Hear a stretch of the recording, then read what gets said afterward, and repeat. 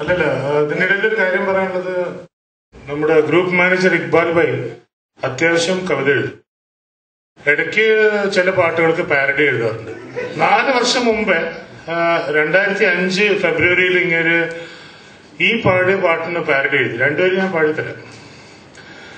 നെഞ്ചിനുള്ളിൽ തീയാണ്, നാട്ടിലാകെ കടമാണ്, ജപ്തി വന്നാൽ റോഡാണ് സ്നേഹിത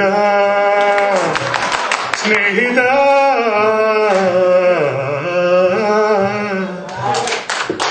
കൃഷി നന്നാക്കാനായും മോളെ കെട്ടിക്കാനും കടമല്ല വഴിയൊന്നും കണ്ടതില്ല. കൃഷി നന്നാക്കാനായും മോളെ കെട്ടിക്കാനും കടമല്ല വഴിയൊന്നും കണ്ടതില്ല. ഒന്നും 10 ബ്ലേഡുകാരൻ കൂട്ടുന്നു, രക്ഷയില്ല പറയൂ സ്നേഹിത സ്നേഹിത.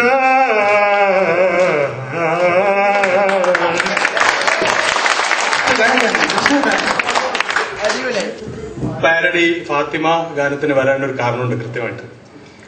2004 വർഷം കേരളത്തില്, പ്രത്യേകിച്ച് വയനാട്ടില് കർഷകർ കൂട്ട ആത്മഹത്യ ഒരു ഫാഷനായി എടുത്ത ഒരു കാലമായി.